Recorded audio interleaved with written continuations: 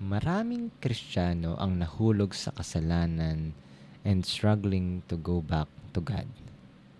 Maaring dahil sa guilt o sa pag-iisip na hindi na ako kayang patawarin ng Diyos dahil sa laki ng aking nagawang pagkakasala. If this is you, your feelings are valid. Why? Because God is holy and He hates sin. Ang Diyos natin ay banal at ayaw niya o galit siya sa kasalanan.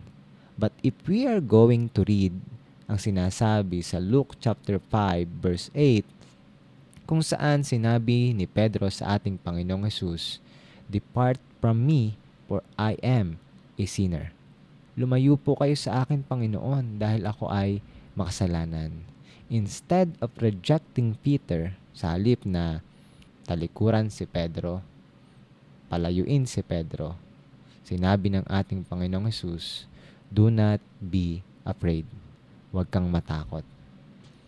Kapatid, huwag kang matakot bumalik sa ating Panginoong Hesukristo. Jesus does not reject the sinner who humbly comes to Him.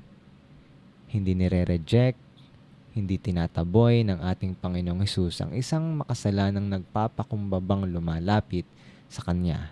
Instead, He restores, He forgives, and gives them a new purpose. Sinabi sa 1 John 1:9, "Subalit kung ipahayag natin sa Diyos ang ating mga kasalanan, maaasahan natin na tayo'y patatawarin sa mga ito at lilinisin ang ating mga kasalanan dahil siya'y tapat at matuwid." Kapatid, you don't need to live in a life full of guilt. God is bigger than your mistakes. God is bigger than your failures. God is bigger than your sins. Mas malaki ang Diyos kaysa sa iyong mga kasalanan. Mas malaki ang Diyos kaysa sa iyong mga nagawang kamalian. He is ever forgiving God. He is ever loving God. Mahal na mahal ka ng Diyos, and He is waiting for you to return, to go back to Him. If you repent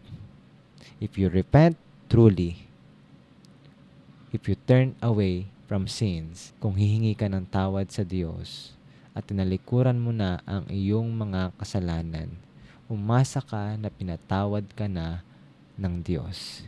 He already forgave you. And your sins, your failures, your mistakes are forgotten. Kinalimutan na ng Diyos ang mga bagay na ito. It is not too late to go back. Go back to God.